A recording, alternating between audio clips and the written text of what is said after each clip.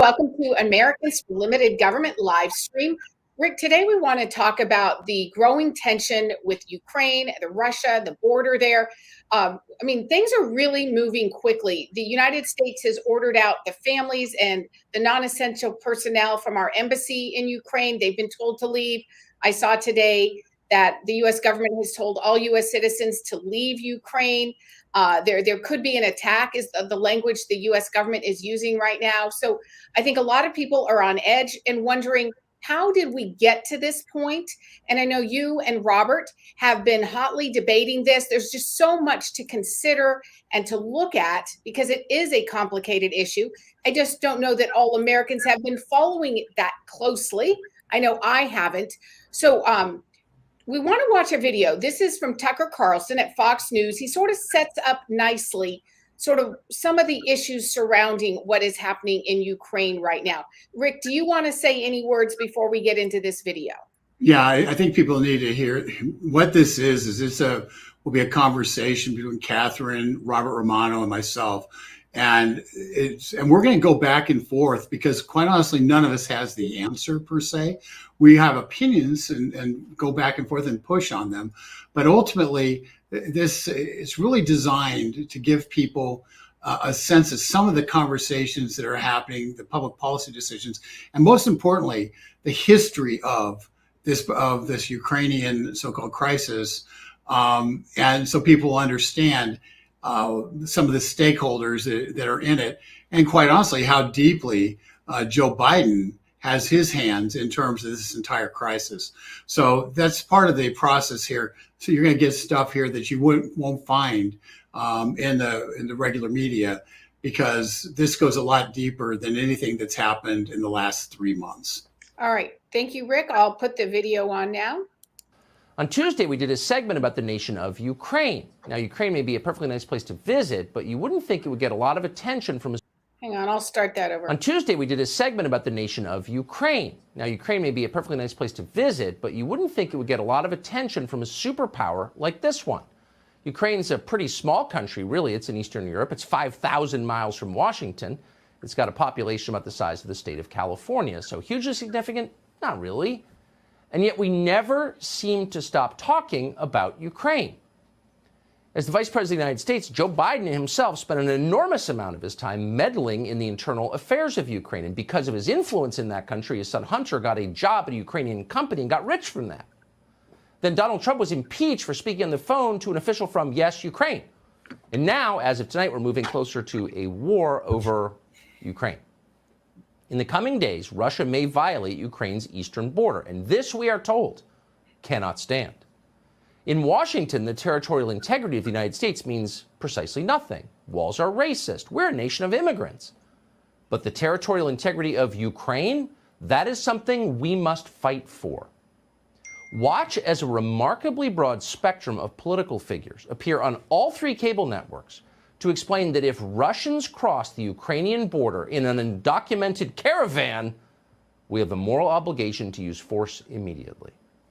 We will move more NATO assets closer to Russia, not further away, if they once again bring war to Ukraine. It's just not going to be that simple. I think we should be doing a lot more, and we shouldn't be just considering a diplomatic track. There needs to be clear consequences for what they do, because we failed to deter, and now you're inviting conflict. It's a very bad situation, and we've left ourselves without many options as a result. I don't think we're providing the deterrence necessary to stop Putin from invading Ukraine, the breadbasket of Russia. And it's time for the Biden White House to start speaking more clearly and more aggressively and telling us how they're going to stop this invasion from happening. Oh, they're all red in the face, but it's not the usual partisan chorus. This is the entire choir. You just saw representatives from every faction in Washington, from Adam Schiff to Dan Crenshaw, not as different as they seem, and all the dummies in between. And all of them are promoting war against Russia on behalf of our new and deeply beloved ally, the government of Ukraine. Okay, Rick, I'm going to bring in Robert Romano, our Vice President of Public Policy. Welcome, Robert. Hey, it's great to be with you guys. Okay, great. So I just want to throw out the first question, because I think what Tucker's clip leaves us open to discuss so many things. one thing that I would like to know is, what is Biden's relationship with Ukraine and the former President Poroshenko? And is that even important? I mean, it seems like it is, but I don't fully understand what that relationship was. Yeah, Robert, you wrote on this in the past. Why don't you take that question? Sure. I'm going to share my screen, Catherine, and that way I can show you where we were quoting Joe Biden's book, where he makes all these points about Ukraine. So I just shared my screen, and then I'm going to direct the screen to where I've written on this. So why did Obama and Biden support the coup of Ukraine in 2014 to pass a trade deal? So in 2013, there was a pro-Russian president of Ukraine named Yanukovych, who was considering doing a trade deal with Russia. He was also considering doing a trade deal with the European Union. Now, he was the same Ukrainian president whose campaign manager was Paul Manafort. This would become important years later in the U.S. presidential context when Manafort becomes Trump's campaign manager in 2016. Leaving all of that aside, in order to get this EU trade deal ratified, what the United States did, and Biden was running Ukraine policy for the Obama administration, was to push Yanukovych out of power. And Biden actually wrote about it in his book, Promise Me, Dad, A Year of Hope, Hardship, and Purpose. That was published in 2017. In Biden's words, quote, a popular demonstration which started at a square in Kiev in late 2013 when President Viktor Yanukovych reneged on his promise to take the country into the European Union had grown from a spontaneous eruption to a real political movement, one that Yanukovych mishandled badly. And then he goes on to say there was shooting of the protesters, and a few days later he's pushed out of power. But it was Biden himself who told him it was over. I had been warning him for months to exercise restraint, but on this night, 3 months into the demonstrations, I was telling him it was over. Time to call off his gunmen and walk away. His only real supporters were the political patrons and his operators in the Kremlin, et cetera, et cetera. Now, he pushes Yanukovych out of power. Poroshenko eventually comes in. That's who he had a better relationship with. But a few months later, Russia's taking Crimea because it created a civil war within the country. There were people who had voted for Yanukovych that supported him in the eastern provinces. And when they kicked him out of power, all of those people felt disenfranchised. And many of them lived in Crimea. They had voted for it. That region had voted for Yanukovych. And they said, no, we're with Russia now. And then Russia annexed it. And so it was actually a direct cause of the civil war there. Was precipitating the overthrow of Yanukovych. And not much has really changed on the ground since then. And my question, the whole thing about this, Catherine and Rick, is that everyone's talking about the troops on the border of Russia. Robert, before you get there, let's talk. Let's just make sure people get what you've said. You've said a lot here. First of all, in Joe Biden's book, he talks about the problems in Ukraine in 2013, 2014. He was intimately involved in dealing with those problems. There was a political battle, an election, where you had a pro-Western candidate and a pro-Russian candidate running. And they had a pro-Western candidate is running, loses to the pro-Russian candidate. And that put a trade deal between the West and Ukraine in jeopardy, right, and put a trade deal between Russia and Ukraine in play. And that's what happened. And there was a protest in Kiev, and there was a pretty big protest. Some of the protesters ended up being shot by the police. And Joe Biden contacted the president of Ukraine, who had been elected, and told him, it's time for you to step down because of the violence that's going on in your streets. Is that a fair synopsis? It is. Okay. So there's some of the things that's being talked about. Understand, 6-7 years ago, Joe Biden was instrumental in demanding that the duly elected leader of Ukraine, whether they were an ally of ours or not, clearly an ally enough that Joe Biden was on a speed dial to him, that he leave office. And that level of influence existed in terms of Biden's own call, since he was the administration's representative to Ukraine, that forced a change in power, extra election, outside the election process, and that ended up causing a pro-Western person to become president of Ukraine. So that was Poroshenko, and eventually he loses political favor, I think, with the Trump administration as well, but just the U.S. in general and the people of Ukraine. So then they end up voting for Zelensky, who before that was a comedian on television. Hey, Robert, is there any way you could check your mic? It almost sounds like the sound is coming through your computer and not your. Oh, you should have told me right away. Sorry. Yeah. Let's see if you make. Yeah. So we've got a situation. Well, he works on his mic. So we have a situation where we're now into it's 2014. We have the. Can you hear me now? Oh, yeah, you're much perfect. better. Much better. Good job. Sorry about that. So Robert, talk about how we, then Biden getting involved in the prosecutor, which then ends up being part of the entire impeachment of President Trump over a conversation with another subsequent Ukrainian president. Right. Well, that's just part of how deeply involved Biden was. He was micromanaging Ukrainian policy and even using U.S. funding to Ukraine to choose who their prosecutor general was going to be, and pushing the old prosecutor general out of power and using U.S. That's a proof point. That proves Biden was running U.S. policy in Ukraine. He was the guy who would go there. He was the guy who would talk to Poroshenko. He was the guy who would talk to Yanukovych and tell him it was time to go. And so point is, we have our hands in Ukraine, and our hands might not be entirely, I think, clean there, because Biden would, again, in his book, he's describing how he basically started this civil war. So this is Biden's war. So how it goes from here is going to depend greatly on whether or not he's going to throw the people he was helping in those days under the bus or not. Whether he's going to make concessions to Putin, that's very controversial, right? Because he's already perceived to be weak after Afghanistan. So Biden's kind of in a pinch right now, and politically he needs to appear strong. Could that push us closer to war with Russia? That's very dangerous. Like we don't need a president who needs to get popular by opposing doing this in Ukraine. You could do that somewhere else in the world. It's less dangerous.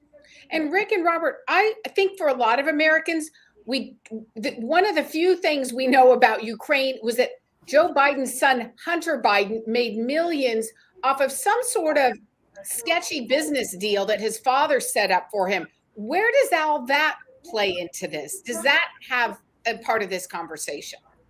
Well, I would answer that it absolutely does, because it creates a conflict in terms of outcomes for the president. Most people are aware of the Burisma deal that Hunter Biden was involved in because of the impeachment in 2019, 2020. People are aware that the Ukraine, that there were dirty deals going on, and people in the U.S. government knew it. State Department people were concerned about it, and we ended up having a circumstance where it's very possible that, and at least under any measure, Biden is conflicted in terms of his relationship with Ukraine, not just because of his past involvement in transitions of power in Ukraine, but because of his son's incredible amount of wealth. He got paid for working for a corrupt natural gas company in Ukraine. And given that the entirety of the battle appears to be right now, much of the discussion point right now appears to be about a natural gas pipeline. It's somewhat interesting that natural gas keeps popping up, although Biden appears to have switched sides in terms of the natural gas pipeline issue. Can I walk us through that a little bit, Catherine? There's a few more things I wanted to share on the screen Yeah, there. yeah, If you, yeah. if Okay, you let could me pull pull the back my screen up. screen. Yep. Okay. So Oh, this sorry. was we're told that the troops on the border is the problem. And we're going to get to the pipeline, Rick. This is in 2014. What do we know about Russia's troop buildup on the border? Since 2014, the civil war began, Russia had moved troops to the border. This is 2014. Here's 2015 from the Atlantic Council complaining about Russia's buildup on the border of Ukraine. 2015. Here's 2016. Thousands of troops on Ukraine's border. This is Vox 2016. 2017, military time. What's Putin up to? Russian military buildup in Europe raises questions. And they actually give you a number here of about 175,000 troops on Ukraine's border right now. Here it is. Moved an estimated 150,000 troops right after the Sochi Olympics. And they've been there ever since. So here's 2017, 150,000 troops. 2018, here's Russian tanks on Ukraine's border. The president of Ukraine, they've been telling us this the whole time. 2019, Russia troops on the border. They've been there the whole time. Here's Union. This is a Ukrainian outlet. They say Russia reportedly massing weapons near Ukraine border. And then finally, here we are, December of 2021, Russia planning massive military offensive involving 175,000 troops. The same troops, I would note, have been there since apparently 2014. And so looking around, say, I don't think this is a sudden military buildup. It seems like it's been there for almost a decade. What else is going on here? And Rick, you talk about the pipeline here. Biden's push against sanctions on Russia's pipeline puts Democrats in a bind. Germany supports controversial Nord Stream 2 pipeline, and Biden has chosen not to confront Berlin about the issue. Can you tell people what's going on here? Because this seems to be the true catalyst of the current crisis. Yeah, the pipeline itself, there's currently two pipelines, Nord Stream 1 and Nord Stream 2. And the Nord Stream 1 has been in existence for a number of years. It carries natural gas through Ukraine into Western Europe, Germany in particular. And then you have Nord Stream 2, which is new. It goes up and bypasses Ukraine and comes under the North Sea and goes into, basically comes down through the North Sea and down into Germany. And so you have two separate pipelines that are supplying natural gas to Germany. There are a number of different kind of plays here. Number one, President Trump strongly opposed the Nord Stream 2 pipeline.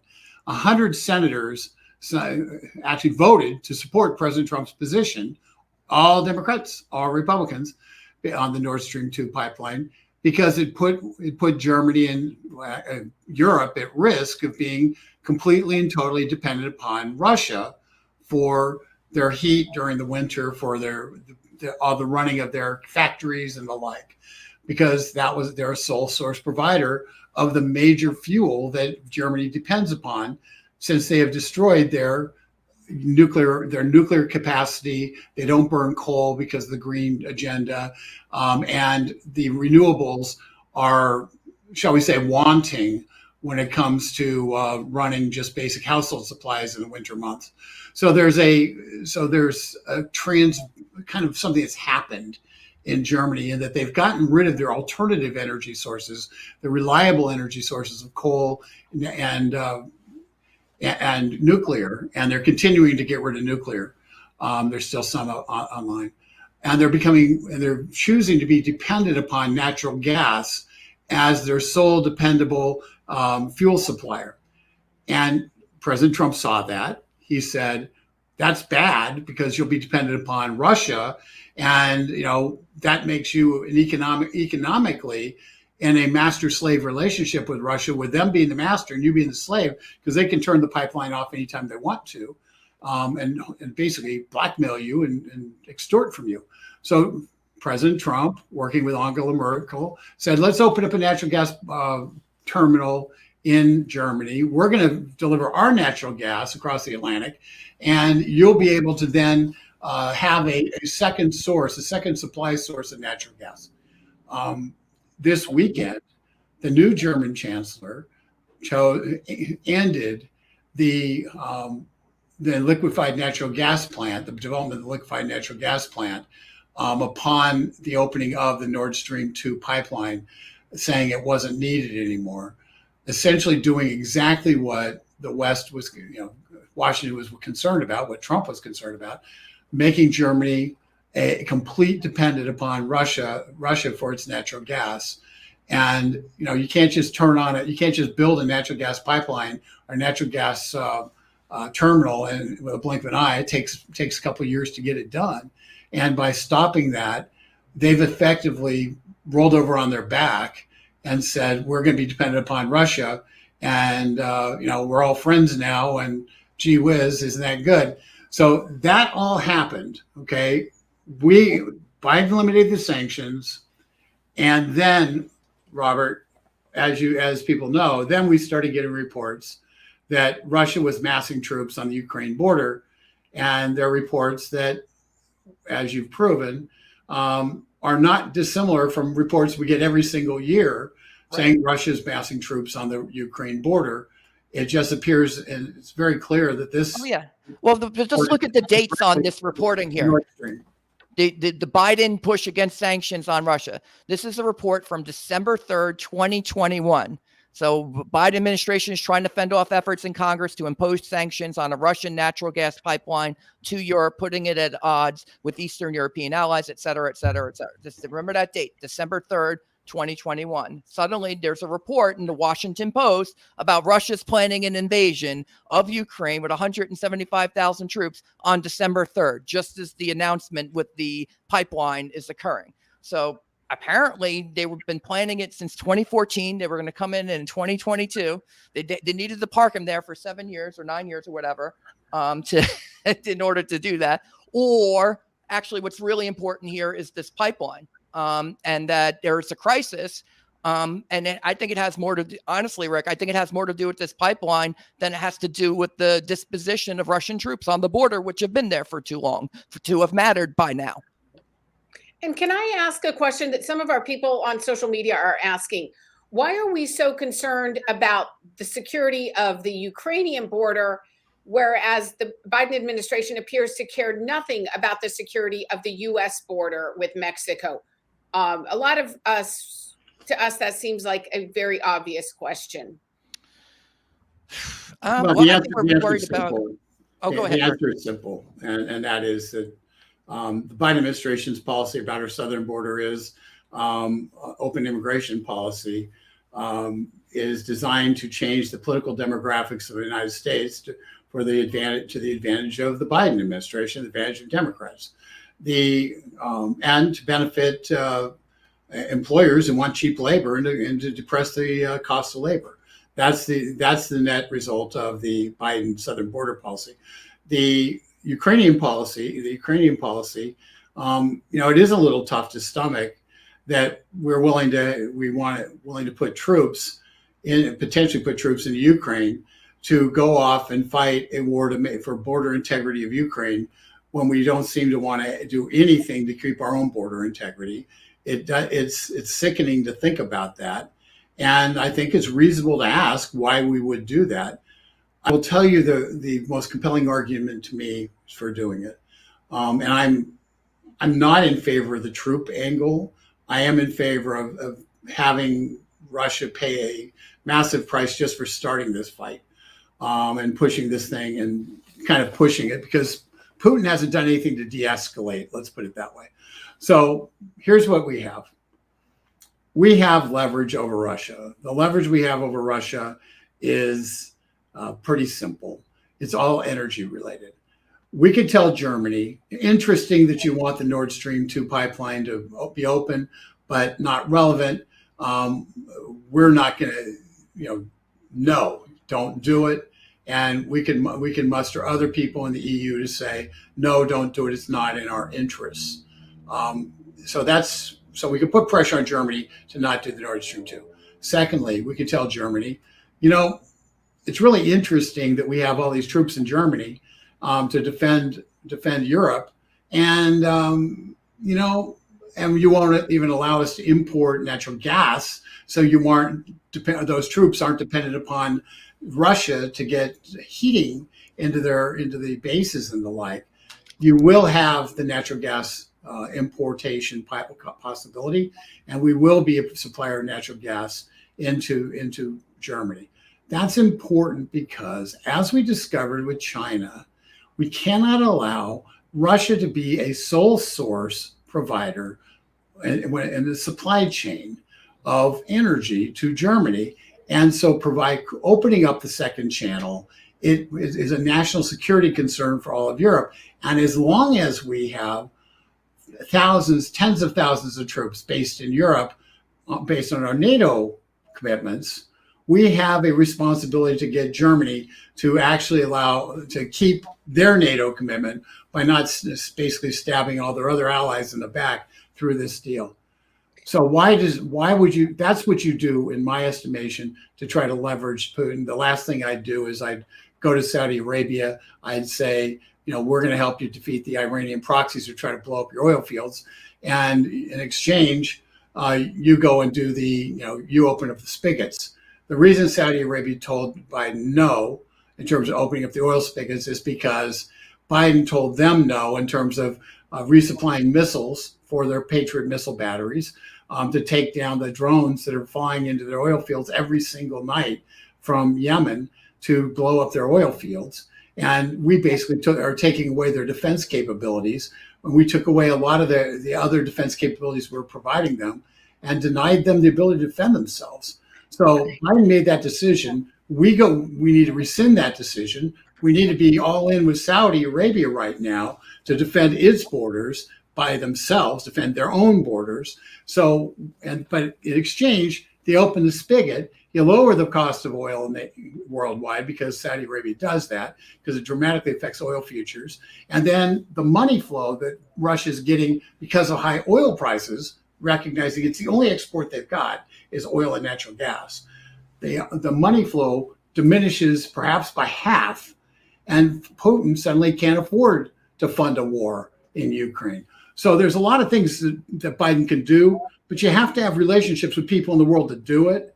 And Biden always touts his relationships. The fact of the matter is the Saudis hate his guts.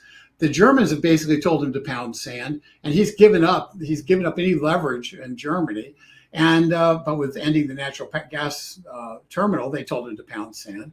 And so it's time for that famous Joe Biden, all those great relationships he supposedly had. It's time for him to start actually doing those relationships. Lastly, the fact is, as Robert said, those troops have been massed on that border for an awful long time. All the saber rattling and the like, I don't believe Putin has any intention of invading Ukraine. It isn't in Putin's interest to invade Ukraine. And hence, this is all, in many respects, kabuki theater to try to create an environment where Biden can come out of it looking like he stopped a nuclear war, and Putin can come out of it with assurances that will make it so Ukraine is never allowed to be part of the NATO. That's the deal that's going to come together, and they're putting us through this stress to get to that deal, so everybody can look like they're heroes. Can I give a slightly kind of a European angle on that, Catherine, as well, just in terms of kind of downstream implications of what's taking place right now and how it plays out. In terms of the EU trade deal from the yesteryear, the one that was the initial catalyst for pushing Yanukovych out of there, it seems to me that there are countries that want to do business with Ukraine, want to do business with Russia as well. Germany happens to be one of those, I think. However, they're at loggerheads about how to deal with Russia.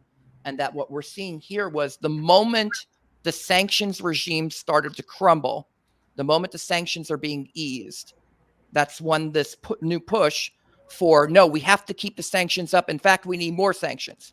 And a predicate for doing so is to, again, in 2014, it was to cement a EU trade deal. In this case, I think they're trying to, I hate to say it, Rick, I think they want to kill that pipeline. And this is the way to do it. It's the threat of war, the threat of invasion, even if it's not real. And it might be real, though. But perhaps there's something really, really has changed. In that case, I call upon President Biden to address the nation and talk about how we got here, what his involvement was in Ukraine in 2013, 2014, 2015, 2016. Lay all that out for the American people. What was your son up to there? What are your business relationships there? Why are we so heavy-handed into this particular conflict? And what can we do to conclude it now? How do we get out of this mess? I'd like to hear Biden tell the American people the story of why we're involved in this country in the first place, because I think people will be outraged, number one. And number two, we have to have a real discussion about what our interests are there, because there's a lot of factions in our own government that can't agree on what that is. Because one faction's pushing, we should do the pipeline. The other faction's saying no pipeline. One faction saying do a trade deal. Other factions are saying, what are you trying to provoke Russia for? That's dangerous. And then there's the whole push to put Ukraine and NATO in the middle of a civil war where Russia's already invaded since 2014. It seems to me Ukraine and NATO would automatically trigger. So there's a war with Russia. So there's a lot of factions right now in our own country who don't agree on what the policy should be here. And it's up to Biden to make that case. And I don't think he's done it. He hasn't done it at all. And Lisa, I think you're right in terms of not being a nation state problem. It is there's a lot more, there's a lot of factors at play that, that go beyond our normal, sort of the normal binary nation state kind of approach to things. I agree that Biden should, the fact that he had a press conference and didn't effectively deal with this tells you a lot about it. But, he needs to make the case to America why Ukraine matters. In my estimation, the only reason Ukraine matters is because we told Ukraine we would defend them if they gave up their nukes to the nukes that were Russian nukes, Soviet nukes, when the Soviet Union broke up. And we made a pledge to them that we would defend them if they gave up the nukes. And Russia agreed that they wouldn't invade them if they gave up the nukes. And so at some level, the only reason why we have compelling reason to me why we would stand up for Ukraine and want to be involved in a meaningful way from a military perspective is because we promised that we would be 30 years ago.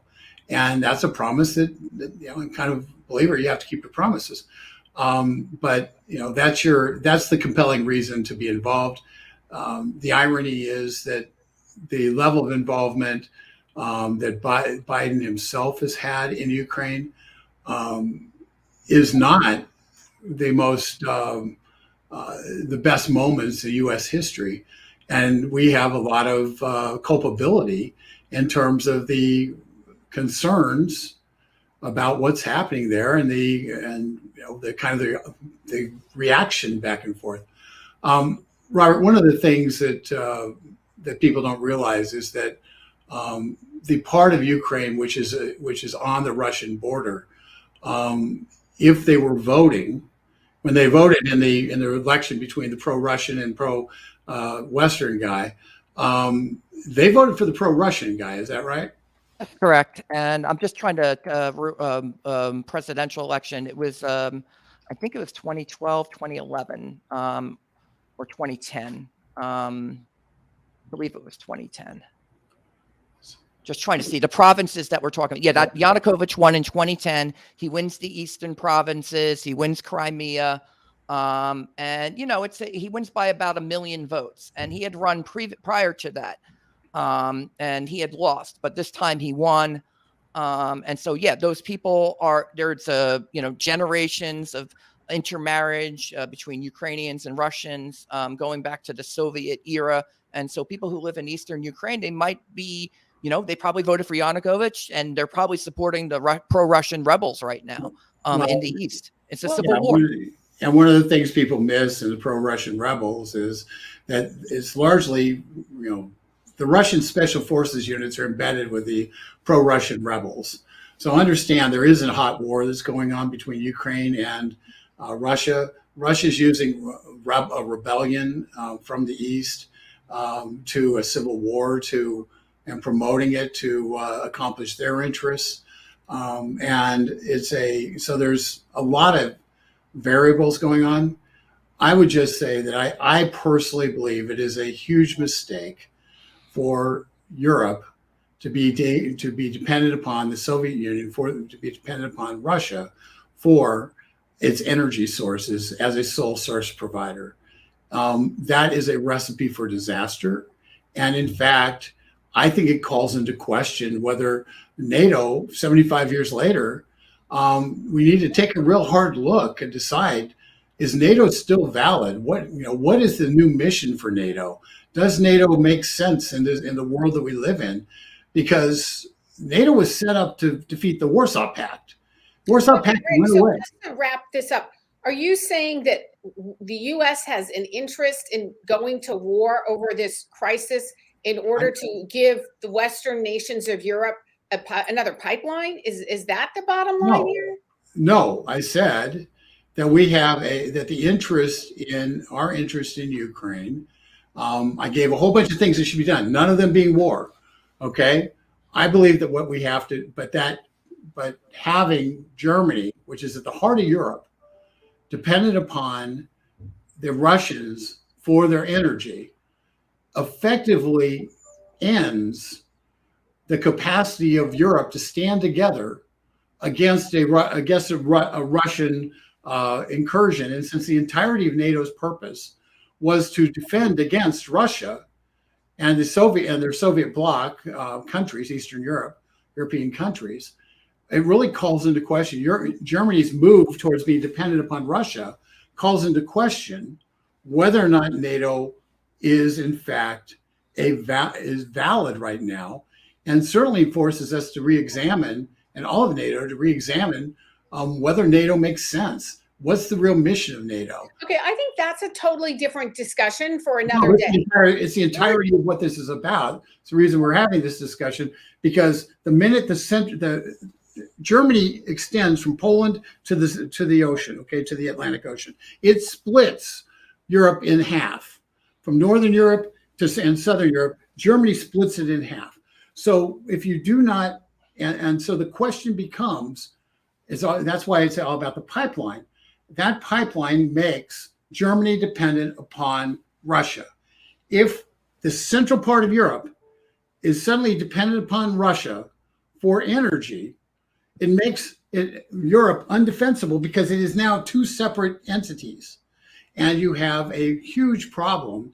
And you cannot separate the decision by the German government to have this Nord Stream 2 pipeline and to shut down the U.S. Natural gas imports. You can't separate that from the international interest of whether NATO has a valid purpose. And so that's what the downstream conversation that's going to exist. I don't believe we're going to be at war in Ukraine. It's not in Putin's interest, and certainly not in ours. But I do believe that this is going to spark a real conversation about whether or not NATO, 75 years later, has outlived its usefulness. And that matters on the international scheme of things. Okay. Robert, I'll give you the last word on this topic, and then we want to go to a funny, hilarious video of Tom Hanks to close things out today. Robert, what's the last word on Ukraine?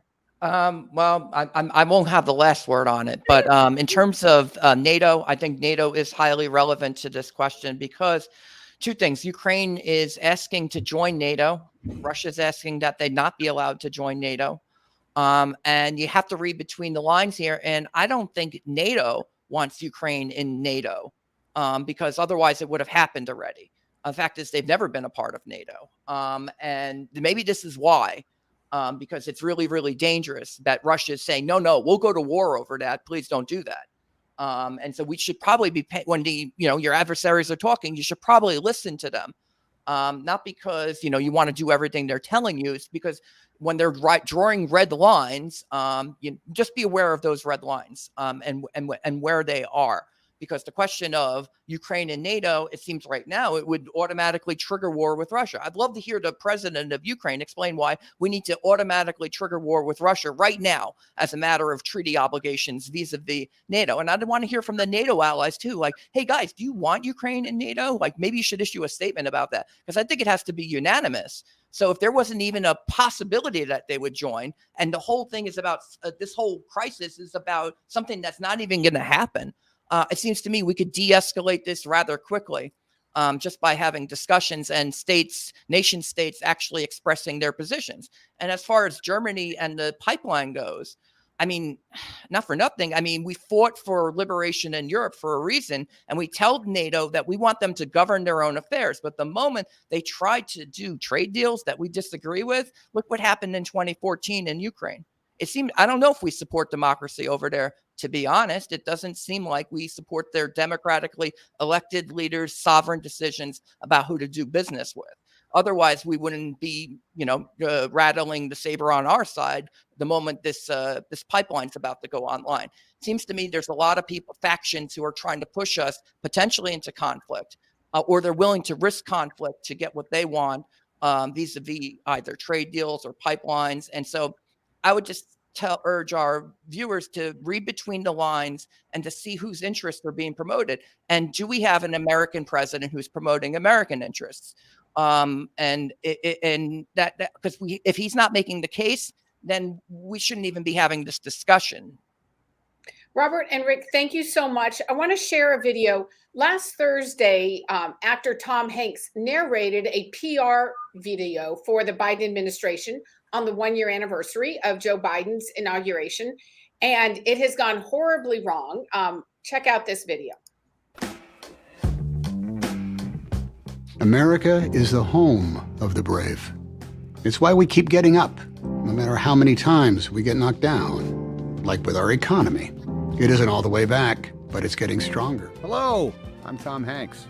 The U.S. government has lost its credibility, so it's borrowing some of mine. Tussle my hair, Mr. Hanks. Sure thing, son. Now, I'm pleased to tell you all about the new Grand Canyon. It's nowhere near where anything is or ever was. This is Tom Hanks saying, if you're going to pick a government to trust, why not this one?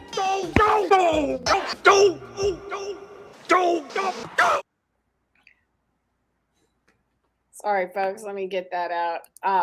So that is a real PR video that Tom Hanks did. And I guess nobody bothered to check that The Simpsons had actually used Tom Hanks in the past to lend his credibility to the U.S. government. So I think it was just a huge fail, and he's getting mocked, rightly so, on social media. Yeah, it's kind of funny. You think Tom Hanks would have brought it up, but it's how similar it is. But yeah, it's in this case, I don't know that we're talking about Apollo 13 Tom Hanks, Saving Private Ryan Tom Hanks, probably not Forrest Gump Tom Hanks. So I don't know. It's it's certainly funny, and we have and when the Biden administration can't send out the president of the United States to make a case for the Biden administration and has to turn to Tom Hanks to make a case for the Biden administration, it shows how little regard they have for their own, the person who actually has the bully pulpit, and his inability apparently to use it effectively. Great points. Robert, any thoughts on that? I think that Biden does have a communications problem, and it's apparent every time. He stutters a lot. I mean, I think that's always been true, but I think it's become more pronounced and in his elder years, to be frank. And so he has to have people out there communicating for him, because he's not terribly effective at it himself. And so I think that's why that's out there. Well, thank you, Rick. Thank you, Robert.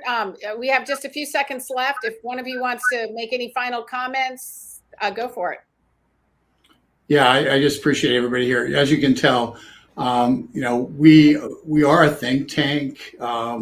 We don't really talk about being a think tank very often, but it's one of the functions we have in our nonprofit tax deductible side, C3, and as a think tank, we spend a lot of time arguing back and forth on different issues, trying to figure out what the right answer is.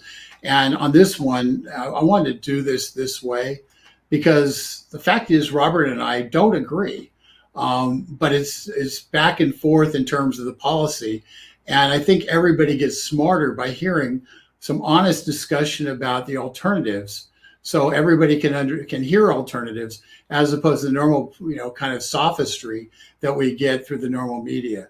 And I think that's one of our purposes, is to try to provide alternative thoughts sometimes to what you normally hear. And in this one, today when we were talking about this for the last 3 hours, it was pretty clear that this was a discussion that I wanted to have, where where everybody wants to listen can participate and hear kind of different thoughts, and draw your own conclusion. Whether you agree with me or you agree with Robert, I don't care. What I do care is that you're informed. And so that's the goal here. So thank you for everybody for being on it. If you think it was valuable, tell your friends to subscribe, hit the bell, and so you get notified of future ones. And we just appreciate all you guys do to try to work to make America great and to protect our country and keep liberty strong. All right. Thank you, everyone. We'll see you next time on another Americans for Limited Government live stream.